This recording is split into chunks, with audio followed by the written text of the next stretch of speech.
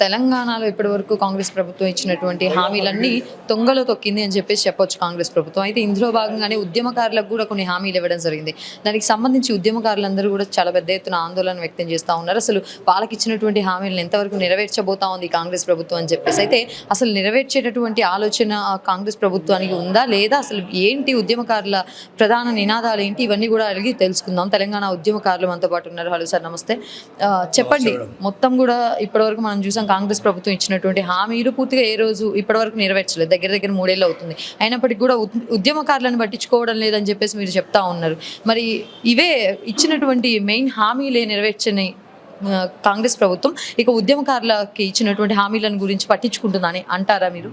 ఎలక్షన్లో గెలిచిన తర్వాత రాష్ట్ర ప్రభుత్వం, కాంగ్రెస్ ప్రభుత్వం హామీలు ఇవ్వడం జరిగింది. 250 గజాలు, 25,000 పెన్షన్ నామ మాత్రమే. 2.5 సంవత్సరాలు గడిచిపోయింది, ఏమీ లేదు, శూన్యం. అది అందరు ఉద్యమకారు నిద్రకే లేచిండ్రు. అబ్బా, మా రేవంత్ రెడ్డి 25,000 పెన్షన్ ఇస్తుండు, తర్వాత జాగా ఇస్తుండు, 250 గజాలని నిద్రకే లేచిండు. ఆ నిద్రకే లేచి 2 సంవత్సరాలు గడిచిపోయింది. మళ్ళీ ఒక కమిటీ వేసాడు, శ్రీకృష్ణ కమిటీ లేక.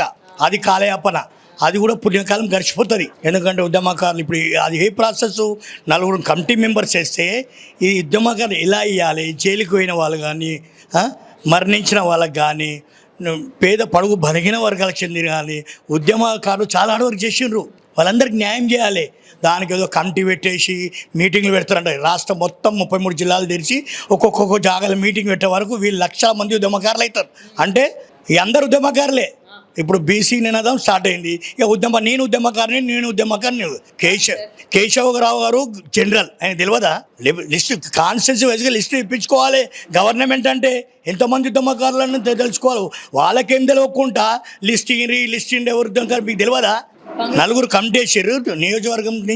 నియోజకవర్గాన్ని నుంచి 33 జిల్లాల నుంచి మొత్తం లిస్ట్ ఇప్పించుకోవాలి. న్యాయబద్ధంగా చేయాలి. కష్టపడిన వాళ్ళకి అందరికి ఇవ్వాలి ఉద్యమకారులకు. అది లెక్క. కానీ ఉద్యమకారులు ఎవరున్నారు, రండి మీటింగ్లు పెట్టండి. ఎన్ని మీటింగ్లు పెడతారు? దగ్గర 3 ఏళ్ళ సమయం ఆల్రెడీ గడిచిపోయింది సార్. ఇంకా 2 ఏళ్ళ సమయం ఉంది. ఆ 2 ఏళ్ళ సమయంలో అన్న మీకు ఇచ్చినటువంటి హామీలు నెరవేరుస్తుందని ఉందా? అండ్ రెండవ పాయింట్ ఏంటంటే మెయిన్గా 2047 అంటే రైజింగ్ తెలంగాణ మాదే అని అంటున్నారు. లేదంటే మరొక 10-15 ఏళ్ళు కూడా కాంగ్రెస్ ప్రభుత్వం అంటే రేవంత్ రెడ్డి గారే సీఎం అవుతాను అని చెప్పేసి ధీమా వ్యక్తం చేస్తూ ఉన్నారు. మరి ఇవన్నీ నెరవేర్చినటువంటి తరుణంలో ఈ ఛాన్సెస్ మళ్ళీ ఉంటాయంటారా రేవంత్ రెడ్డి గారికి? పిచ్చోళ్ళు చేస్తున్నామ్మా. ఖాళీ ఇప్పుడు ఇవి ప్రకటించగానే పబ్లిక్ ఏం చేస్తారు? ఉద్యమకారులంతా మీటింగ్లు అది ఇది పని జరుగుతుంది, ఎలక్షన్ జరిగిపోతుంది, మీకు హామీలు ఇస్తా అంటాడు. మళ్ళీ కొంచెం 1 సంవత్సరం కానీ మీకు అందరికి ఇచ్చేస్తా అంటాడు. ఓటేసరి గెలుస్తాడు, అంతే. దాంట్లో ఏముంది?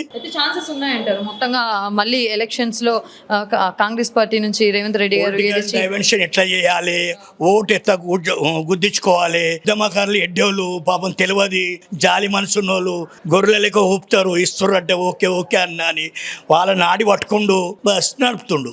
ఇంకా 2 సంవత్సరాలు 2.5 సంవత్సరాలు ఎట్లా నడపాలి? కేసీఆర్ తిట్టండి ఉండడు, కేటీఆర్ తిట్టండి ఉండడు. ప్రజలకు పనులు చేయాలి, అంతే. ఏది ఏమైనా ఉద్యమకారులకు న్యాయం చేయాలని కోరుతున్నాను.